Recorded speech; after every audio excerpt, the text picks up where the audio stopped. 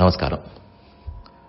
பொதுவாக சட்டம் இயற்றும் போது சில அடிப்படை கொள்கைகளை வைத்திருப்பார்கள்.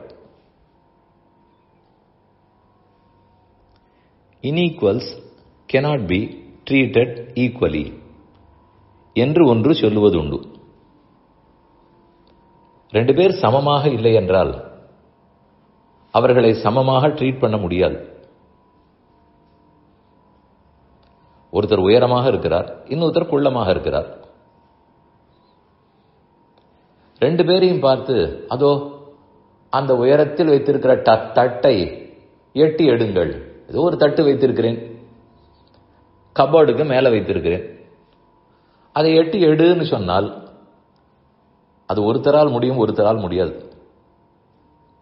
ஏனெனில் உயரத்தில் அவர்கள் சமமானவர்கள் இல்லை. இதை போல் எத்தனையோ சொல்லிக் கொண்டு போகலாம். ஒருத்தருக்கு கால்கள் நன்றாக இருக்கின்றன, மற்றொருத்தருக்கு அது சரியாக இல்லை. அப்படி என்றால் ரெண்டு பேரும் ஒரே மாதிரி ரேஸ் ஓடுவதால் அவர் எப்படி ஓடுவார்? அவர்கள் இன்ஈக்குவல். அதனால் ஒரே மாதிரி ஓட்டப்பந்தயத்தை வைக்க முடியாது. அவருக்கு வேற ஓட்டப்பந்தயம், இவருக்கு வேற ஓட்டப்பந்தயம், அப்படித்தான் வைக்க முடியும். இது ஏன் சொல்லுகிறேன் என்றால், வைகுந்தத்திலேயே எத்தனையோ பேர் இருக்கிறார்கள். ஆதிசேஷன், விஸ்வக்சேனர், கருடன், இன்னும் எண்ணிறந்தவர்கள். இந்த பூலோகத்தில் நாம் இருக்கிறோம். பெருமான் அவர்களுக்கு என்ன ட்ரீட்மெண்ட் கொடுப்பாரோ அதுவே நமக்கும் கொடுத்தால் நாம் இருவரும் இன்ஈக்குவல்ஸ், அவர்களும் நாமும் ஈக்குவலா? நான் ஈக்குவலான்னு கேட்கும்போது இந்த இடத்தில் தான் கொஞ்சம் ஜாகிரதையாக இருக்க வேண்டும். இதை ரெண்டு கோணங்களில் பார்க்க வேண்டும். அவர்களோ அதிகமான ஞானம், அதிகமான சக்தி, அதிகமான பக்தி, எல்லாமே அறிந்தவர்கள், அத்தனை பெருமகளும் உள்ளவர்கள், அப்பழுக்கற்றவர்கள். அதெல்லாம் வைகுந்தத்தில் இருக்கும் நித்தியர்களும் முக்தர்களும். அவர்களுக்கு கொடுக்கக்கூடிய பிரிஃபரன்ஷியல் ட்ரீட்மெண்ட்டை அவர்களை எவ்வளவு அன்போடு பெருமான் நடத்துவாரோ அந்த அன்பை நம்மிடத்தில் காட்டுவார்னு எதிர்பார்க்க முடியுமா? அவர்கள் மிக மிக உயர்ந்தவர்கள். நாமோ அப்படியெல்லாம் ஞானமும் இல்லை, பக்தியும் இல்லை. அவ்வளவு ஏன், அத்தனை தூரம் பெருமானே அப்படியே அவர்தான் அவர் பின்னே போவதும் இல்லை. ஏதோ பல அலுவல்களுக்கு நடுவில் அவரையும் பார்க்கிறோம். இதுதான் நாம். இந்த கோணத்தில் பகவான் பார்த்தால் அவர்களுக்குத்தான் பிரிஃபரன்ஸ் இருக்கும். என சிறப்பு அவர்களிடத்தில் இருக்கிறது. அதே மற்றொரு கோணத்தில் பார்ப்போம். முக்தி அடைய வேணுமா இல்லையா? நானும் முக்தி அடைய வேண்டும், அதுதான் பகவானுக்கும் விருப்பம். அவர்களுக்கு வைக்கக்கூடிய ஸ்டாண்டர்டையோ அதையே எனக்கும் வைத்தால் நான் எங்கு முக்தி அடைய? என்னால் அதை எட்டி கூட பிடிக்க முடியாது. அவர்களை ஒப்பிடுவானேன்? பூலோகத்திலே இருக்கும் வசிஷ்டாச்சாரியர், விஸ்வாமித்திரர், வால்மீகி, அவர்களுடைய ஸ்டாண்டர்டை என்னிடத்தில் எதிர்பார்த்தால் கிடைக்கப் போகிறதா? நிச்சயம் இல்லை. அப்ப என்ன செய்யலாம்? வைகுந்தத்தின் ஸ்டாண்டர்டை குறைத்து விடலாம். இதையா பகவான் செய்வார்? அதே சமயத்தில் அந்த ஸ்டாண்டர்டை குறைக்க முடியாது. ஆகவே உன்னால் முடியுமானால் நீ ஏறி வா என்றால் என்னாலும் முடியாது.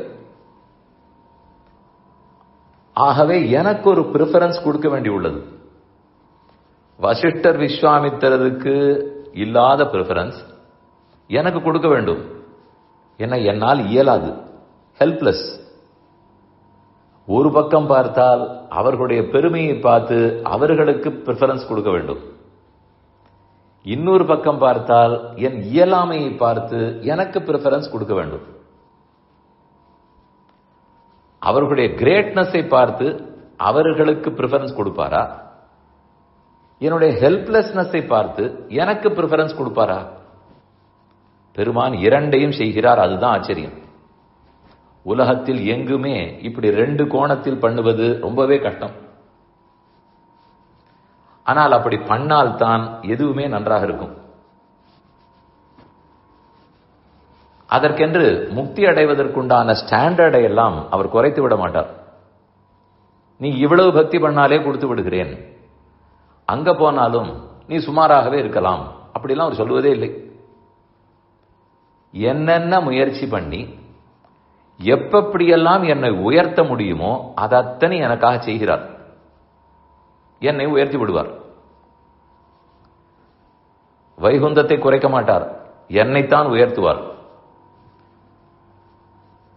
அதே சமயத்தில் அவர்களுக்கும் பிரிஃபரன்ஸ் கொடுக்க வேண்டுமே. வைகுந்தத்தில் அவர்களுக்கு தான் பிரிஃபரன்ஸ். நான் போய் சேர்ந்தால் எனக்கு சேர்த்து அதே பிரிஃபரன்ஸ். இதில் அவர் குழப்பமே பண்ணுவதில்லை. என்ன குழப்பம் வந்து விடலாம் என்றால், இங்கு எனக்கு ஒரு பிரிஃபரன்ஸ் கிடைச்சதா, எனக்கு ஞானம் இல்லை, பக்தி இல்லை, ஹெல்ப்லெஸ், ரொம்ப நாளாக இப்படித்தான் உழன்று கொண்டிருக்கிறேன், ஆகவே என்னை தூக்கிவிட வேண்டும்னு கெஞ்சினேன், செய்தார். நான் அங்கு போன பிற்பாடு நேற்று வரை இவன் இப்படி இருந்தவன் தானே, ஆகவே இங்கு வந்த பிற்பாடும் அதே பிரிஃபரன்ஸ் கிடைக்கும், அப்படி கிடையவே கிடையாது. எந்த விஷயத்தில் நான் குறைந்திருந்தேன்? ஞானத்தில். அந்த ஞானத்தையும் பக்தியும் கொடுத்து விட்டார், என்னை கொண்டு போய் வைகுந்தத்தில் உட்கார்த்தி விட்டார். இனிமேல் ஹெல்ப்லெஸ்ங்கிற நோக்கத்தில் எனக்கு பிரிஃபரன்ஸ் கொடுக்க முடியாது. இனிமேல் எனக்கு இருக்கிற பிரிஃபரன்ஸ், நான் ரொம்ப கிரேட், ஞானத்தாலும் பக்தியாலும் ரொம்ப உயர்ந்தவன், ஓஹோ இவன் இவனை காட்டிலும் ரொம்ப உயர்ந்தவன் எனக்கு பிரிஃபரன்ஸ் கிடைக்க ஆரம்பித்து விடும். இப்படித்தான் எங்குமே பிரிஃபரன்ஷியல் ஸ்டேட்மெண்ட், ட்ரீட்மெண்ட் இருக்க வேண்டும். எந்த ஒன்றில் நாம் ஹெல்ப்லெஸ்ஸாக இருக்கிறோமோ அந்த ஒன்றை சரிப்படுத்தின பிற்பாடு அதே காரணத்தை காட்டி நான் எப்போதும் ஹெல்ப்லெஸ்னு கிளைம் பண்ணக்கூடாது.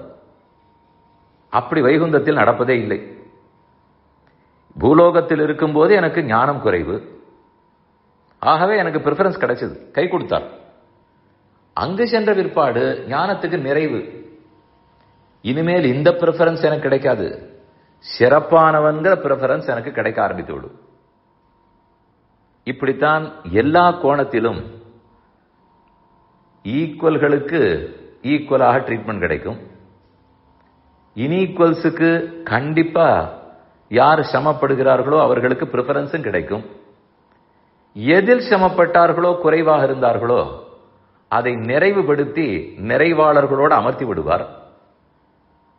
அதற்கப்புறம் இவர் அதில் குறை என்று கிளைம் பண்ணவும் முடியாது, தேவையும் இல்லை. வைகுந்தவாசிகளுக்கோ எப்போதும் அவருடைய அனுபவத்தில் நிறை இருக்கிறது, பிரிஃபரன்ஸ் இருக்கிறது. இது என்ன ஒழுங்கான ஒரு அரேஞ்ச்மெண்ட், இப்படித்தான் இவருடைய ஸ்ட்ரக்சர். இப்படி இருக்கிறதுன்னு தெரிந்து கொண்டு இன்புறும் இவ்விளையாட்டுடையான் எப்படி உலகத்தை நடத்துகிறார்னு நாம் வியக்கலாம்.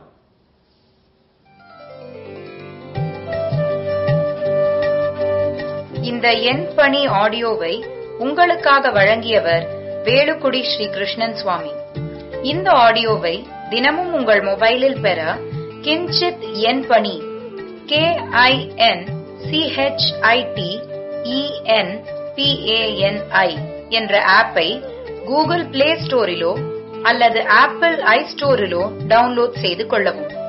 தினம்தோறும் இது போன்ற உபன்யாசங்களை கேட்டு மகிழவும்.